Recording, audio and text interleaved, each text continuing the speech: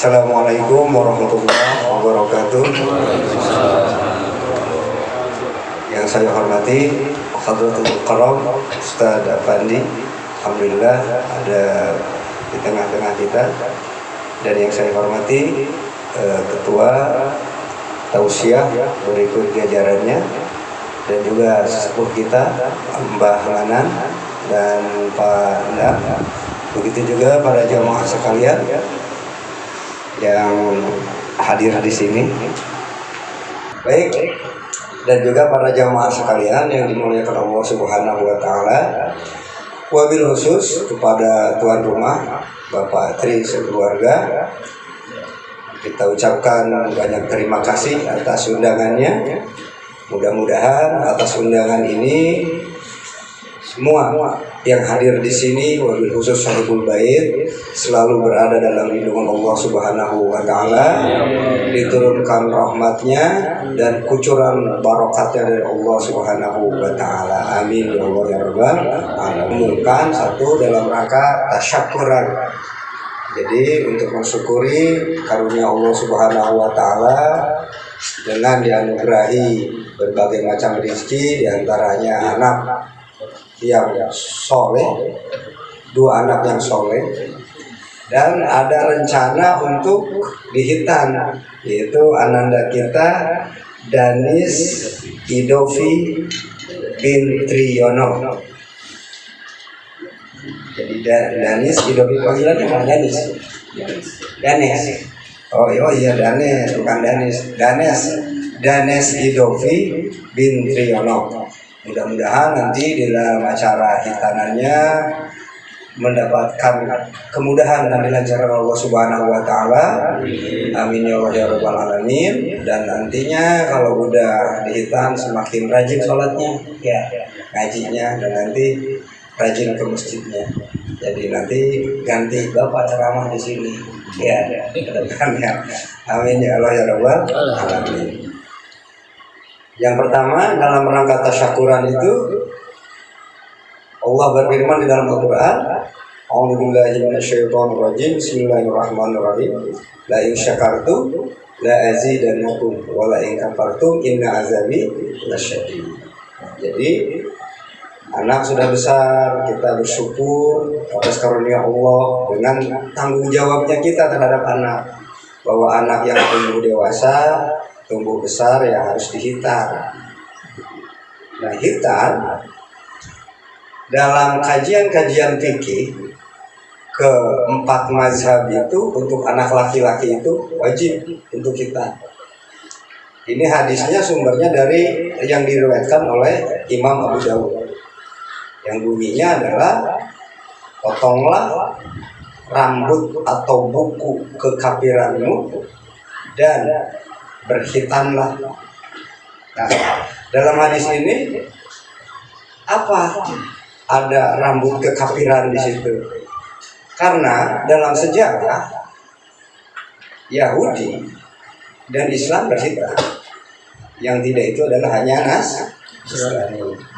Maka dari rujukan hadis ini, maka ulama 4 mazhab semuanya sepakat untuk anak laki-laki itu hitan adalah wajib. Ada perbedaan sedikit gitu. Bagaimana tentang perempuan? Nah, untuk perempuan Imam Syafi'i saja yang mewajibkan. Jadi menurut Imam Syafi'i, laki-laki dan perempuan tetap wajib, karena sandaran pertamanya adalah al-fitrah tadi, kesucian tadi. Nah, sementara ketiga imam mazhab adalah menganjurkan dengan sangat atau yang disebut dengan sunnah muakkadah. Jadi rujukan hadisnya sama dari situ, dan tidak ada dalil-dalil hadis yang sahih yang mewajibkan perempuan untuk dihitan. Bahkan Imam Maliki menyatakan dia dianjurkan dengan sangat atau wajib itu karena bukan secara taklifi, tetapi secara faidah. Karena faedah orang yang dihitan itu jauh lebih medis, jauh lebih sehat ketimbang orang yang nggak dihitan. Coba laki-laki kalau nggak dihitan, pipis, pasti ada yang tersisa di situ. Jadi aspek toharohnya yang akan kita bahas dalam bab fikih nanti akan kita bahas, itu pasti ada yang ngendap di situ. Efeknya nanti ke penyakit dan lain sebagainya. Kan ada efek kandung kemih laki-laki juga ya, bisa berefek dari situ. Jadi kalau udah dihitan itu adalah emang lebih steril, kira-kira gitu. Tetapi yang hebat dalam fikih Sayyid Sabiq itu, tutup dulu telinganya, dua-duanya itu dalam fikih Sayyid Sabiq mah justru orang yang dihitan itu di dalam melakukan hubungan intimnya itu jauh lebih lezat ketimbang orang yang nggak dihitan. Udah beres.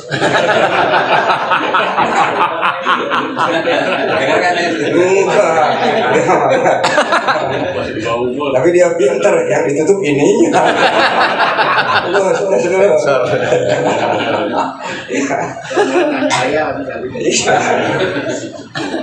Nah jadi begitu.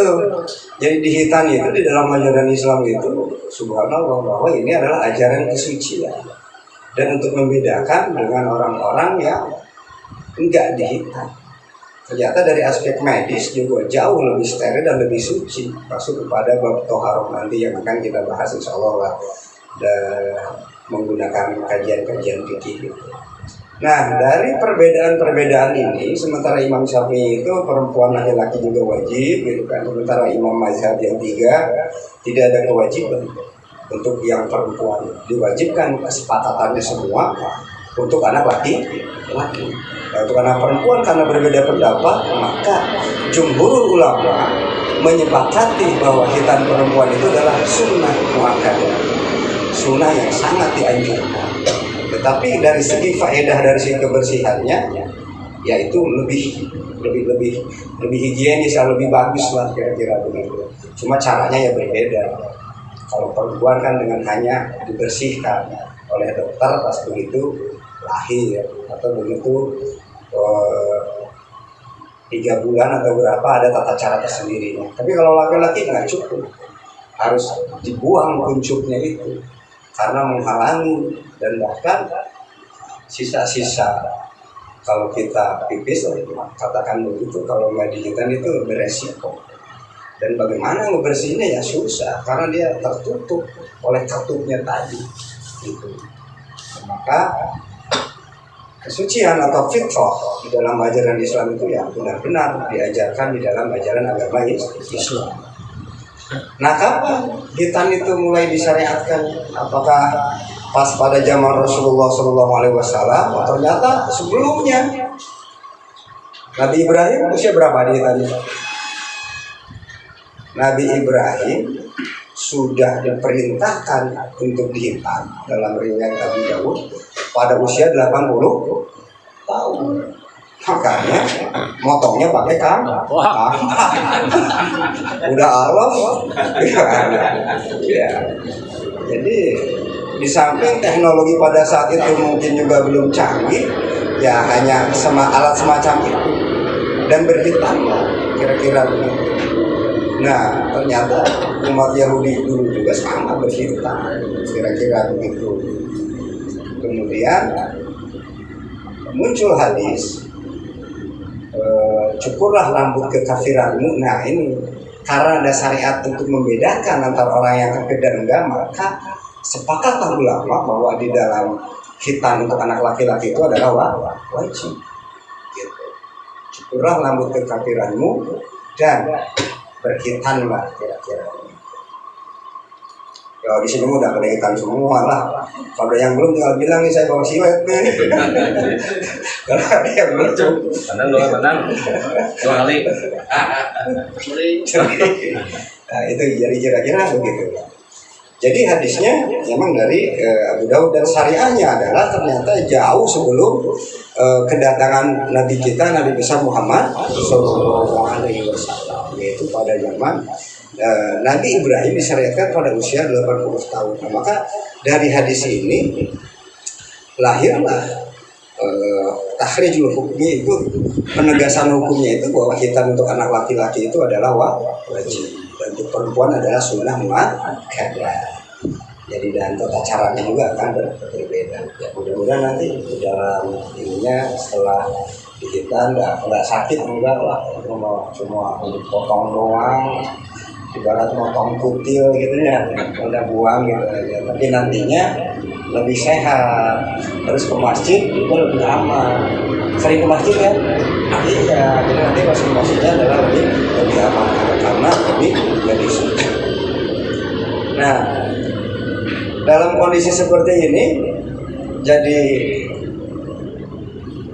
keluarga Pak Tri ingin menghitankan yaitu anandanya, yaitu Danes Idovi. Artinya ini adalah salah satu bentuk tasyakuran kepada Allah Subhanahu wa Ta'ala bahwa emang anaknya sudah layak, gitu, sudah layak untuk dihitan. Dan gugurlah satu kewajiban orang tuanya terhadap anaknya. Karena hukum menghitan tadi untuk anak laki-laki adalah wajib. Jadi menjadi kewajiban orang tua untuk menghitankan Danes Idovi ini. Ya, mudah-mudahan kita doakan semua nanti menjadi anak yang soleh gitu kan, yang rajin beribadah nantinya. Mudah-mudahan hafal Al-Quran juga nanti. Ya, amin ya Allah ya Rabbal alamin. Kita berdoa semua. Pak Soto lihat saya ingin dihitan lagi. Kopi dulu Pak. Terkesima ya. Nah, syukur itu kan ada tingkatannya. Pertama adalah hamba Allah yang bersyukur atau yashkur. Kayak model kita nih, dapat kerjaan, telepon pagi-pagi nih jam 4, biasa aku bandara, berangkat ke sana, dapat gaji, terus dapat bonus, alhamdulillah, yashkur. Jadi orang yang bersyukur kepada Allah Subhanahu wa Ta'ala atas limpahan rezeki. Tapi kalau bosnya nggak ngasih bonus, nggak keluar itu kata-kata alhamdulillah. Berarti posisinya bersyukur dalam level awal.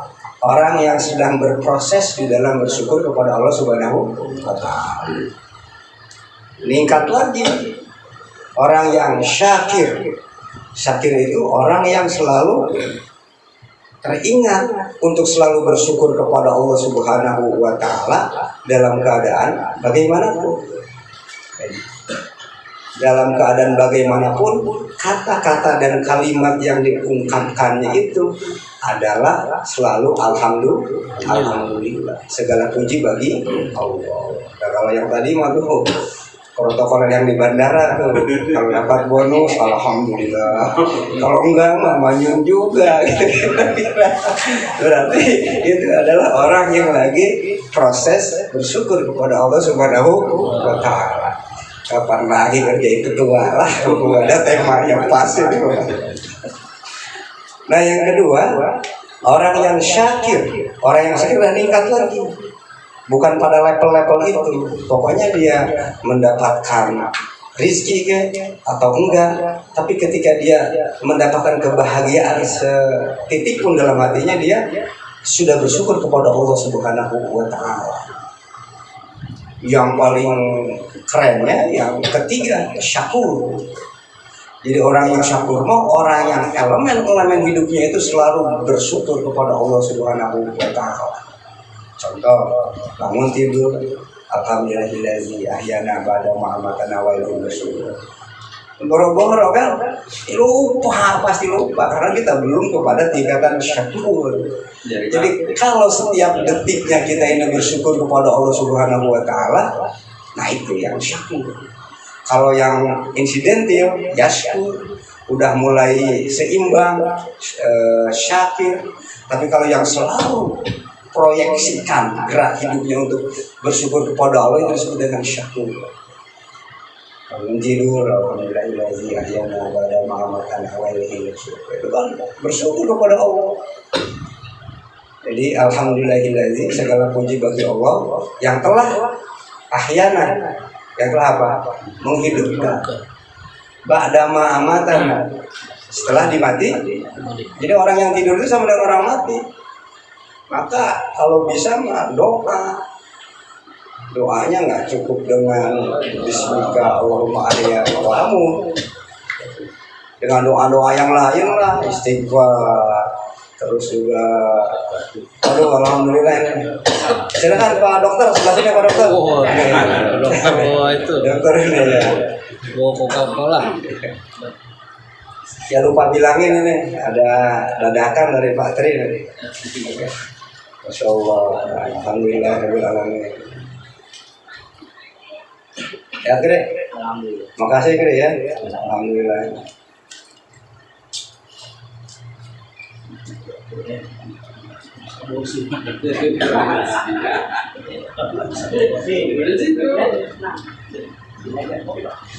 Nah diantaranya ini, kalau ada pengajian dia kirim Coca-Cola, dia bersyukur kepada Allah Subhanahu wa Ta'ala atas rezekinya dibagi-bagi gitu.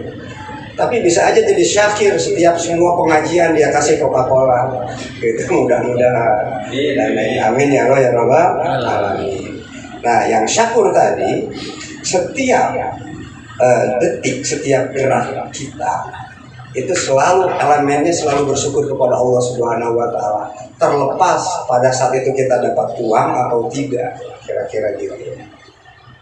Makanya orang-orang yang syakir itu selalu dijaga oleh Allah Subhanahu wa Ta'ala dalam keadaan sehat walafiat.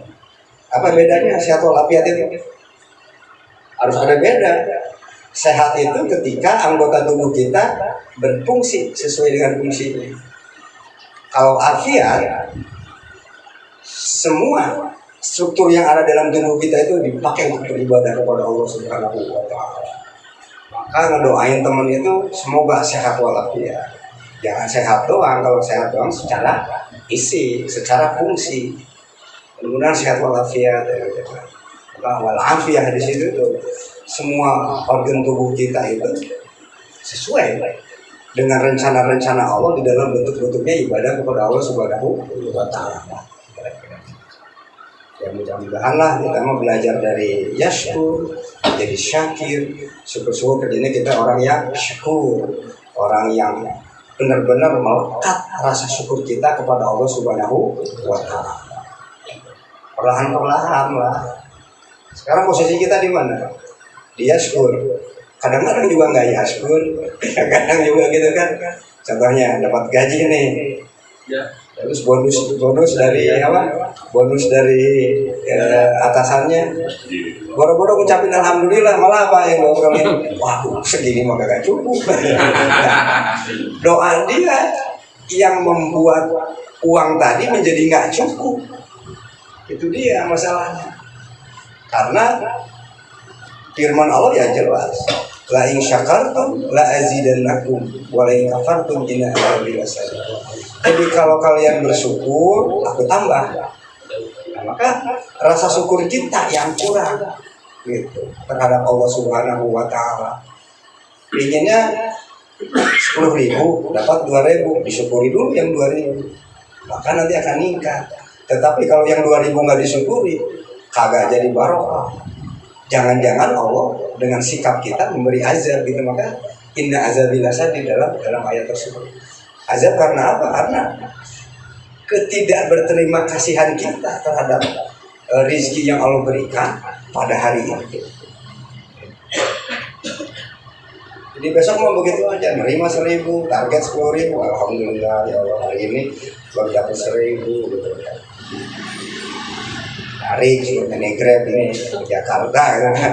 Target 150, dapat 80, alhamdulillah ya Allah. Mudah-mudahan barokah dan manfaatnya gitu. Dari mana kan ngomongin gitu aja udah. Karena Allah akan memberikan solusi min haitsu la yahtasib. Dari jalan yang enggak disangka-sangka. Jadi Allah lah yang maha segalanya. Maka di dalam rasa syukur ini keluarga Pak Tri atau Pak Tri sekeluarga bersyukur kepada Allah Subhanahu wa Ta'ala atas karunia yang telah diberikan. Mudah-mudahan Allah lipatkan lagi rezeki Pak Tri ini ya. Amin ya Allah ya Rabbal alamin. Allah berikan kedamaian di dalam keluarganya. Allah berikan rahmat, Allah berikan maghfirah dan sebagainya karena rasa sikap syukur kita kepada Allah Subhanahu wa Ta'ala. Minum dulu Pak.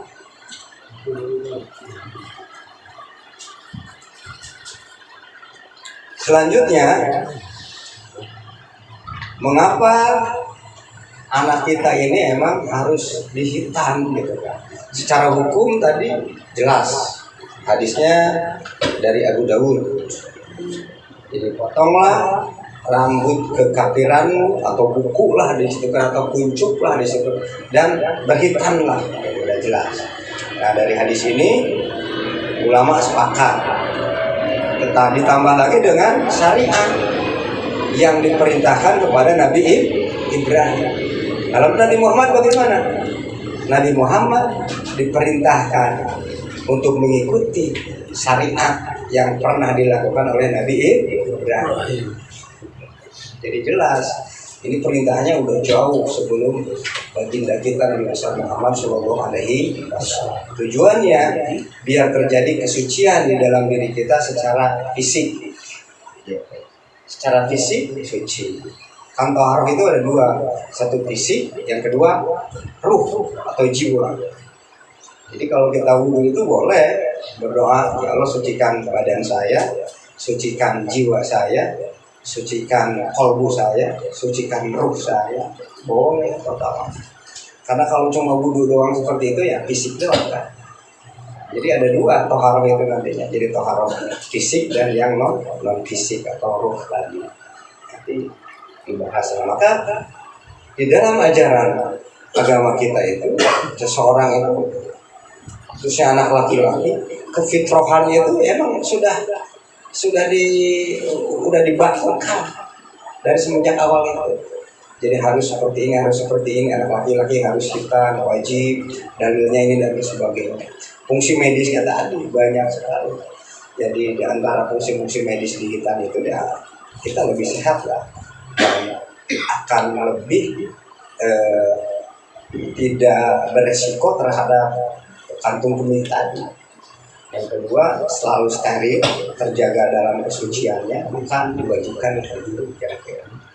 Dan yang paling pokok adalah melaksanakan kita ketaatan kepada syariat yang diajarkan kepada Nabi Ibrahim dan juga yang diajarkan kepada baginda atau Nabi kita, baginda Nabi besar Muhammad Sallallahu Alaihi Wasallam. Di situ maka kalau ada yang lupa atau anaknya yang terlantar, maka kewajiban bagi kita untuk menghitankan itu selama dia akidahnya berakidah ajaran agama Islam. Nah, selanjutnya mungkin nanti doa lah oleh Pak Ustadz Pandi, nanti terakhir oleh saya untuk anak muda Danes Idovi binti doa aja.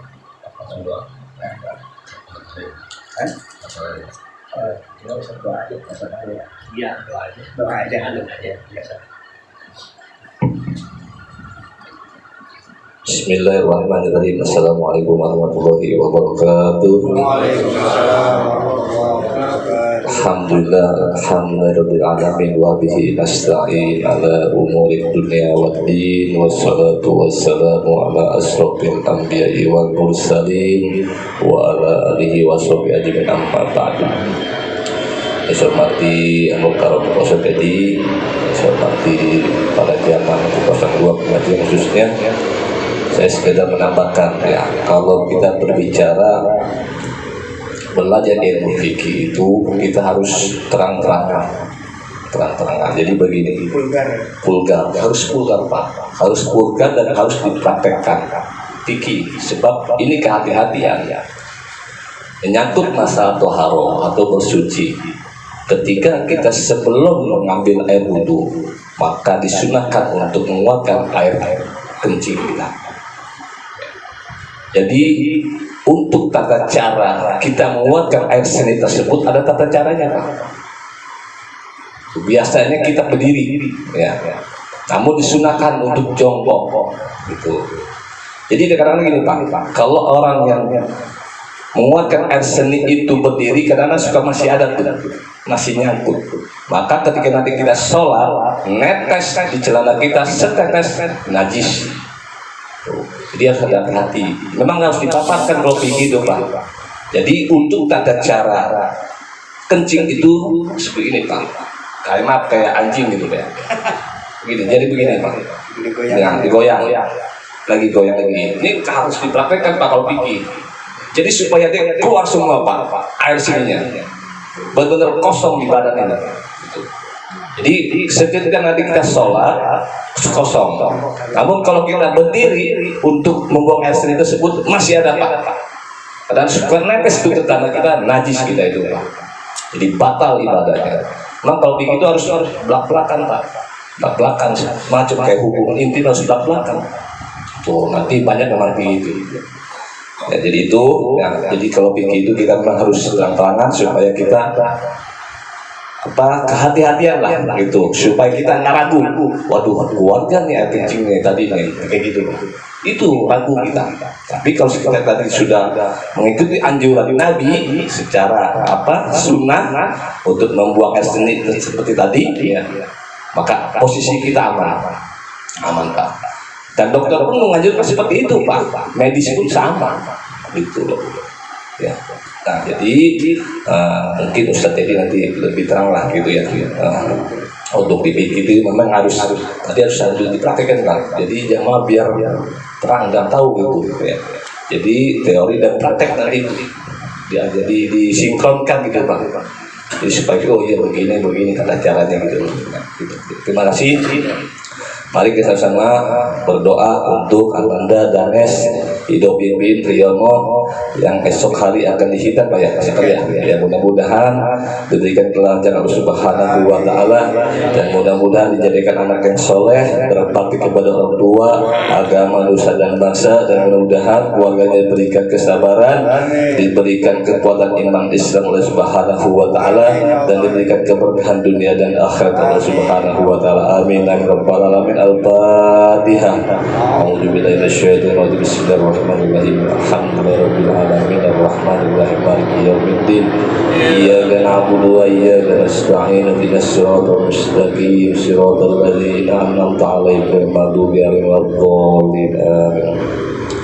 Astaghfirullahaladzim, astaghfirullahaladzim, wa salli wa sallim ala sayyidina Muhammadin bil awwalin wal akhirin, wa barik wa sallim wa barik ala sahabi Rasulillahi ajma'in. Bismillahirrahmanirrahim. Alhamdulillahi rabbil alamin, hamdan syakirin, hamdan na'imin, hamdan yuafi ni'amika bi umajidah. Ya Rabbana lakal hamdu wa lakal syukru kama yanbaghi karim li ajmi sultanik. Allahumma salli ala sayyidina Muhammad wa ala ali sayyidina Muhammad salatan tunjina biha min الأحوال والآفات وتقضي لنا بجميع الحاجات وتطهرنا بها من جميع السيئات وترفع الدرجات وتبلغنا بها الغيب بالحياة وبرحمتك الراحمين. اللهم اغفر لنا ذنوبنا ولوالدينا وارحمهما كما ربونا صغيرا وجميع المؤمنين والمؤمنات والمسلمين والمسلمات الأحياء منهم والأموات برحمتك الراحمين. Allahumma sholli ala nuril anwar wa sayyidil asrar wa tilaqil agyal zahiba biryasa sayyidina wa maulana Muhammadin mutar wal adhar wa ashabil ahyar adadani amil hayy wa doli. Allahumma jidna wa la tanqusna wa aqrimna wa la tuhinna wa atina wa la tahrimna wa asirna wa tusir alaina wa dina wa du'anna bi rahmatika marrahimin. Allahumma inna nas'aluka salamatan fid din wad dunya wal akhirah wa afiyatan bil jasadi wa ziyadatan bil ilmi wa barakatan bil rizqi wa dawatan qabla al maut wa rahmatan ba'da al maut wa mahawin alaina ya Allah bisyagaratil maut wa najat min wal afain dal hisab. Rabbana la tuzigh qulubana ba'da idh hadaytana wa hab lana min ladunka rahmah innaka antal wahhab. Rabbana zalamna anfusana wa illam taghfir lana wa tarhamna lanakunanna minal khasirin. Rabbana hab lana min azwajina wa dzurriyyatina qurratan waj'alna muttaqina imama. Rabbana ya Allah atina fid dunya hasanah wa fil akhirati hasanah wa qina adzabannar wa adkhilna jannata ma'al abrar ya azizan ghaffar ya rabbal alamin. Wa sallallahu ala sayyidina Muhammadin wa alihi wasallam.